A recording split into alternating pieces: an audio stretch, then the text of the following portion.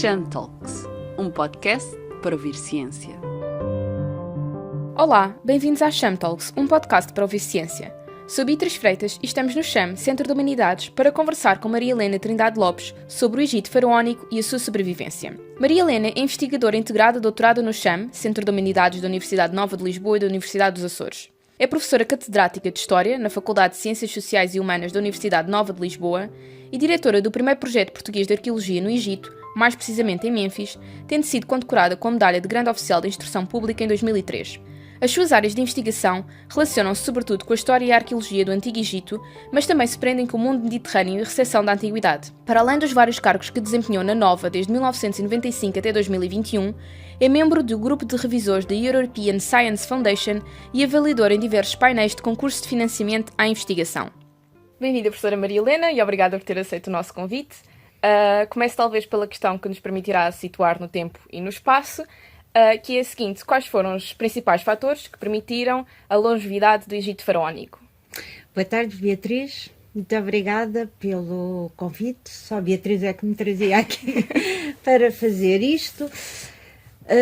Mas, relativamente à sua questão, os principais fatores que justificam a longevidade do Egito Faraónico são fundamentalmente dois. Um de caráter geográfico e outro de caráter conceptual. Comumente costuma dizer-se que a geografia determina os homens e determina a forma de viver desses homens. No caso egípcio, isso é absolutamente paradigmático. Foi a geografia, digamos, um dos fatores mais determinantes da longevidade desta civilização. Vejamos, o Egito tem como fronteiras naturais 3 desertos. O deserto líbio a oeste, o deserto arábico a este e depois o deserto da Núbia a sul, com as cataratas do Nilo, que também funcionam ainda como uma proteção adicional. Ao norte, o Egito abria-se ao mar, o grande mar, e portanto, para os egípcios, o norte foi sempre uma abertura para um desafio para o desconhecido, para o que estava além. Ainda que esse desconhecido e esse desafio só tenha sido percorrido tardiamente na história egípcia. Acontece que nenhuma civilização que se consegue desenvolver, instalar e desenvolver e crescer e manter, sobretudo, no meio de desertos. Mas o Egito Faraónico teve, cá está, mais, sob o ponto de vista geográfico, mais um dom, que foi o facto de esses desertos que eu acabei de situar serem atravessados de sul para norte por um rio, o Nilo, que era um rio absolutamente transbordante de vida e que transformou essa aridez do deserto, essa paisagem quase de morte do deserto, numa zona transbordante de vida, numa zona absolutamente verdejante, se quisermos. E, portanto, digamos que estas condicionantes geográficas protegeram profundamente esta civilização, porque o facto de ter fronteiras muito bem definidas, por oposição, por exemplo, a civilizações contemporâneas, não é? Que a Beatriz conhece melhor que eu, por exemplo, na Mesopotâmia, onde não há fronteiras bem definidas e, portanto... a instabilidade é constante. Exatamente, a instabilidade é constante. Aqui não, aqui o território estava muito bem definido, muito bem defendido por estas fronteiras e, portanto, isso ajudou muito a que os homens se instalassem e que, de certo modo, pudessem criar e desenvolver uma civilização e garantir a longevidade desta civilização durante mais de 3.000 anos. Depois, a outra questão é conceptual e tem a ver com a forma como as populações que se instalaram naquele território por volta do 3º milénio souberam ler o espaço envolvente e souberam adaptá-lo às suas principais mensagens. Os homens verificaram sobretudo duas coisas fundamentais. Verificaram que anualmente o rio subia sempre e atravessava o território e, portanto, garantia que os desertos se transformassem em espaços verdejantes. E, por outro lado, verificaram também que o Sol diariamente nascia adormecia, ainda não tinham, nessa altura ainda não havia o Copérnico nem o Galileu para lhes explicar que não era exatamente assim, portanto era aquilo que eles visualizavam, não é? Que o Sol nascia ao Ocidente e se punha ao Oriente e voltava no dia seguinte outra vez a fazer o mesmo trajeto. E portanto estas duas visões deram-lhe duas concepções de tempo, que é um tempo mais linear ligado ao rio, um tempo mais cíclico ligado ao Sol, que depois eles vão transformar naquilo que é verdadeiramente revolucionário nesta civilização, que é o conceito de eternidade. E, portanto, são estes dois fatores, o geográfico e o conceptual, que garantem a longevidade desta civilização única e singular. E seguindo esta lógica, então como é que o Egito consegue manter a sua identidade cultural durante invasões, mudanças de poder e lá está estes 3.000 anos de história? Também, fundamentalmente, por duas razões. E vemos que até muito tarde o Egito praticamente não tem invasões, portanto tem ali entre o século XVIII e o século XVI a.C. um período de instabilidade que corresponde à dominação Hicsa, portanto ao segundo período intermédio. É a primeira vez na história que o Egito, desde a sua unificação por volta de 3.200, 3.100 a.C. até ao século XVIII, até, portanto, 1800, que o Egito tem uma dominação estrangeira, mas é uma situação curta e que se deve a fatores circunstanciais. Depois sofre, de facto, as grandes invasões, portanto, numa época em que nós vemos poderes imperiais crescentes, como os assírios no século VII e os persas no século VI, antes de Cristo, claro. E apesar dessas forças imperiais, dessas forças grandiosas e que dominaram o Egito durante algum tempo, o Egito conseguiu manter de facto a sua cultura. E isso deve-se também fundamentalmente a duas razões, uma que eu já foquei e outra que ainda não referi. A primeira tem a ver com algo que é também específico desta civilização, que é o facto de ter criado um sistema político que se organiza com base numa monarquia divina. O faraó é um deus. E isso é completamente distinto também de todas as outras civilizações contemporâneas. Essa crença de que o faraó é não só um chefe político, mas é uma divindade, é algo que acaba por unificar os homens, as populações à volta daquela figura política e garantir a estabilidade de um projeto político. É verdadeiramente revolucionário. Portanto, o rei não era um representante dos deuses, como por exemplo na Mesopotâmia, não é? Mas era um duplo de Horus, segundo a mitologia osiríaca, portanto, o correspondente ao filho de Osíris, ou era, segundo o mito da teogamia, um filho de Ré. E, portanto, era mesmo um deus. A segunda questão que fez com que a civilização egípcia mantivesse a sua identidade prende-se com a tal mensagem de eternidade que eu falei há pouco. Contrariamente também a todas as outras civilizações, o Egito foi a única civilização que trabalhou a morte de uma forma absolutamente revolucionária, concedendo aos homens o dom da eternidade. Ora, sabendo nós que a morte é o maior tabu das sociedades humanas, não é?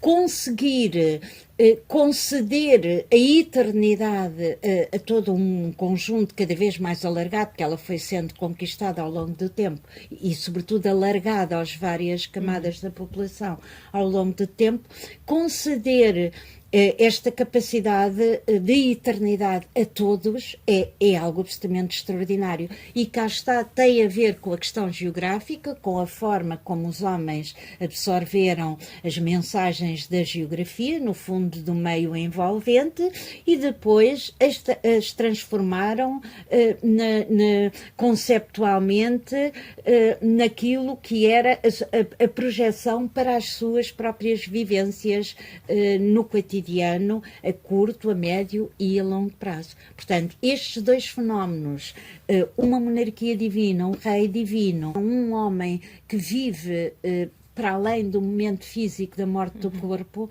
é algo distinto de todas as outras civilizações, e é isso que permite, de facto, que o Egito tenha mantido sempre a sua identidade. Não é por acaso que o imperador Teodósio manda fechar os templos egípcios quando o Império Romano domina, não é? É porque ele percebe que a persistência daquela cultura e daquela mensagem podia ser perigosa para a emergência do cristianismo, pela sua força e, sobretudo, por esta força em si, a oferta da eternidade, que depois, de certo modo, os cristãos vão tentar também oferecer, ainda que de outra maneira.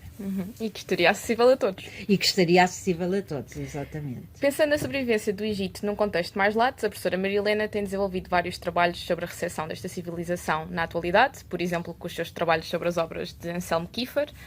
De que forma a cultura popular, filmes, artes visuais, artes plásticas, moda, literatura, criaram ou distorceram a imagem do Egito faraónico? Ora bem, aí eu tenho duas questões. Uma é relativamente à cultura popular propriamente dita e outra à cultura mais erudita, porque eu tenho trabalhado sobretudo a persistência da civilização egípcia na cultura erudita, ou seja, na pintura, na literatura, por exemplo, na música. Não trabalhei, por exemplo, na moda, que está mais ligada a uma cultura mais popular, ainda que já vá fazer um apontamento sobre isso. Mas na cultura erudita, dita erudita, de facto, essa persistência é muito constante. Por exemplo, na pintura, e eu vou pegar em exemplos que são talvez os mais paradigmáticos. Por exemplo, a questão da pirâmide. Nós vemos pintores, sobretudo dois pintores, que curiosamente são dois pintores da memória, Paul Klee e Anselmo Kiefer, os dois a trabalharem exaustivamente a pirâmide. Porquê? Porque a consideravam um arquétipo, um símbolo ancestral das origens, algo que remontava às origens e que era paradigmático para qualquer civilização. Quando falamos, por exemplo, do cinema, o caso da múmia, que é também um caso específico da civilização egípcia, nós temos realizadores como Shadi Absalam ou Stephen Sommers, que ambos vão realizar filmes sobre a múmia, que é algo específico da civilização egípcia. Ou, se quisermos sair das artes e concentrarmos numa figura, por exemplo, temos o caso da Cleópatra, que é um caso também paradigmático.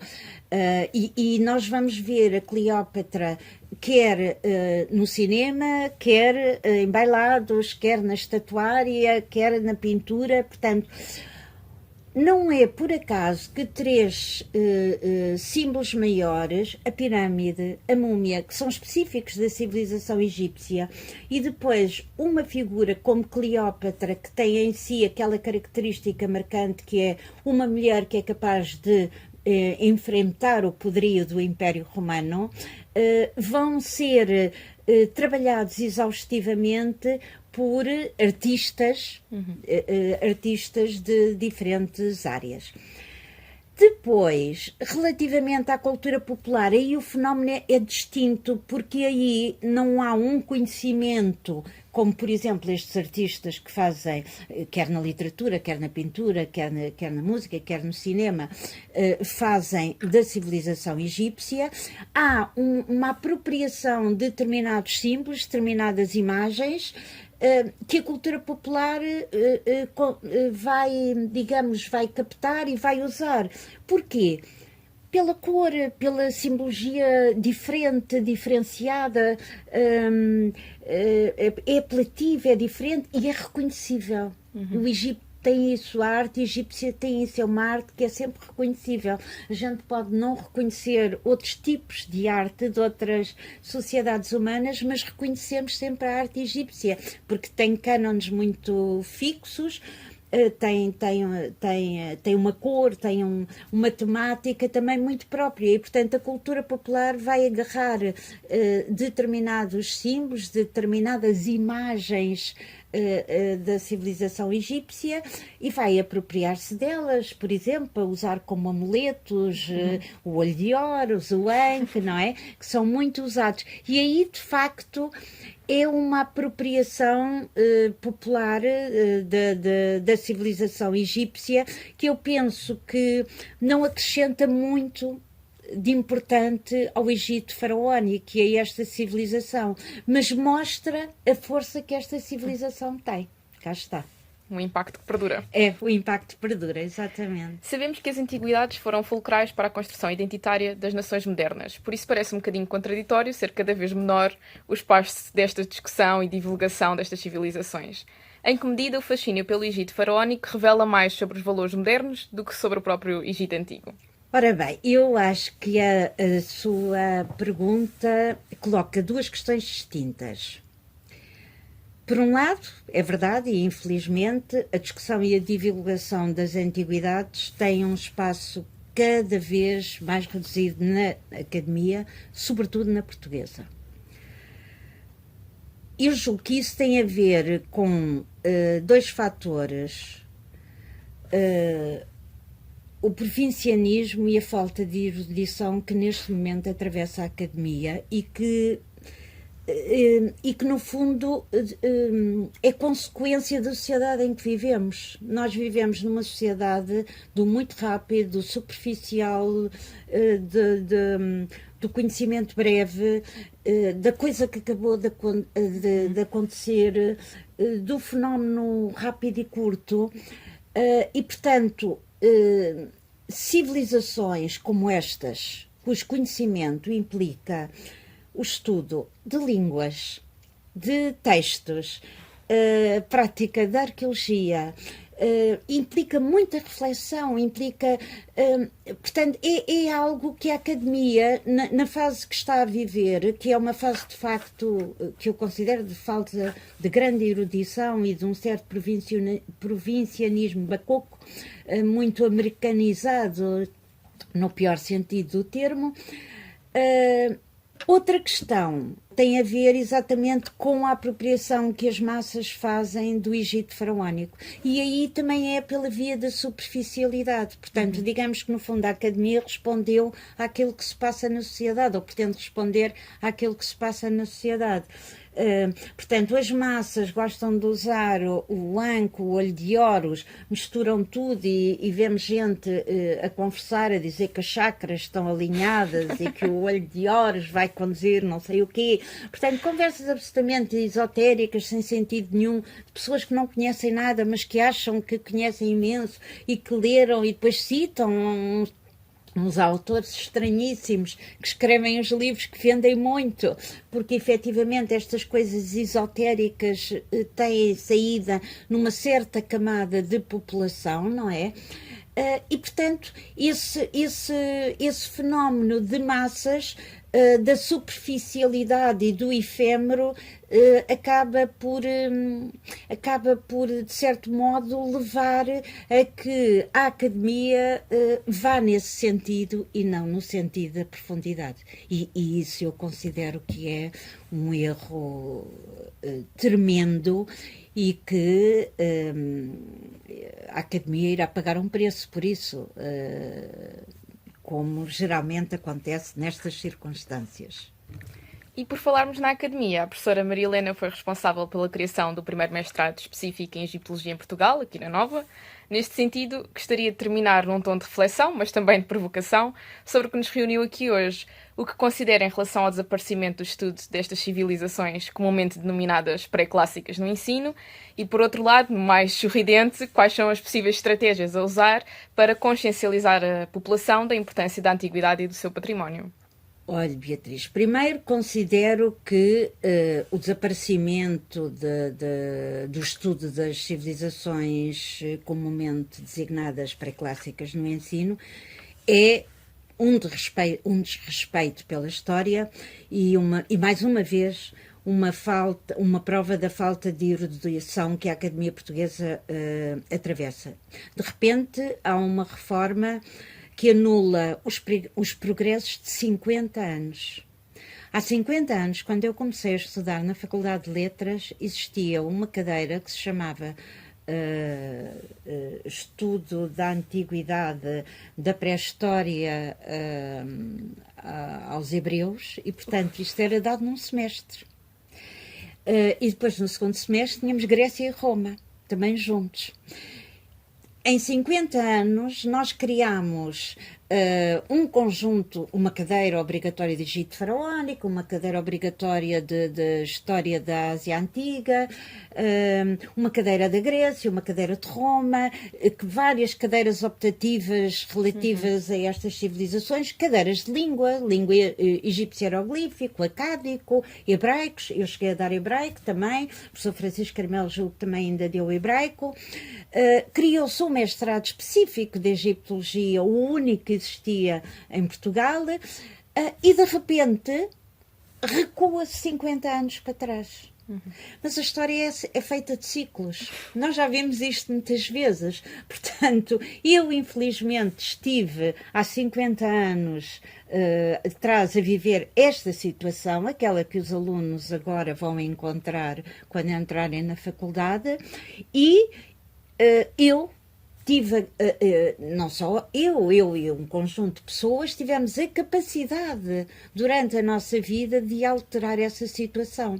Portanto, o que eu acho que vai acontecer é, agora vivemos esta fase do rápido, efêmero, da história do futebol, da história de não sei do quê, quer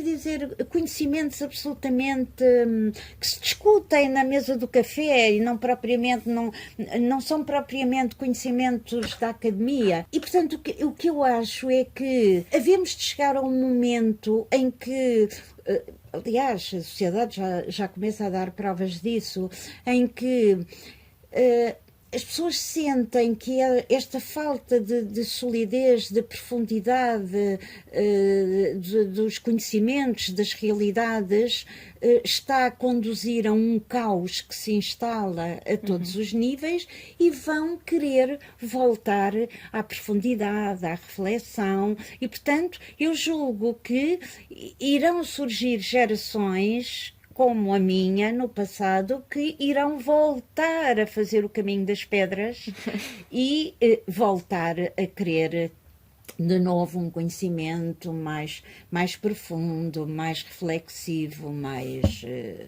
enfim, mais sólido, mais consonante com a academia. Isto, eu há bocado dei o exemplo do futebol, podia dar outros. Não quer dizer que eu não gosto de futebol, porque eu gosto, mas não venho discutir o futebol para a faculdade, quer dizer, discuto em casa com os meus amigos, não é? Ou discuto na mesa de café. Aquelas temáticas que são verdadeiramente estruturantes das civilizações, que são identitárias e que são importantes de serem estudadas e conhecidas, porque podem ajudar-nos a compreender o nosso presente e a perceber o que se pode projetar no futuro. Essas sim, essas têm que ser naturalmente estudadas e aprofundadas na academia. Eu acho que é um tempo cinzento que vivemos, já vivemos outros, não é? A história é feita disto, de ciclos, mas acredito que o sol há de nascer outra vez ao Ocidente, não é?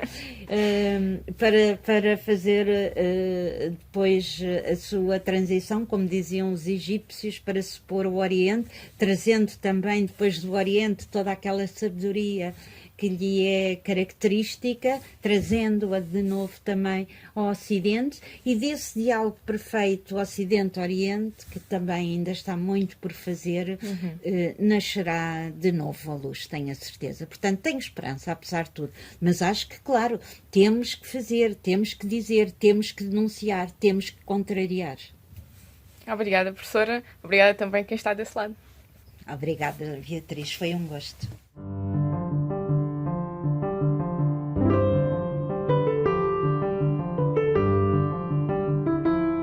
Não se esqueça de clicar no botão de notificação para seguir o nosso podcast, classificar com as merecidas 5 estrelas e deixar os seus comentários. Desta vez falámos com Maria Helena Trindade Lopes, investigadora integrada do CHAM e professora catedrática na Faculdade de Ciências Sociais e Humanas da Universidade Nova de Lisboa. Tem uma extensa obra científica publicada e edita várias revistas, das quais destacamos a Hathor, Studies of Egyptology e a Oriental Studies Journal of Oriental and Ancient History. Em breve regressamos com mais conversas sobre ciência. Até lá! Cham Talks, um podcast para ouvir ciência.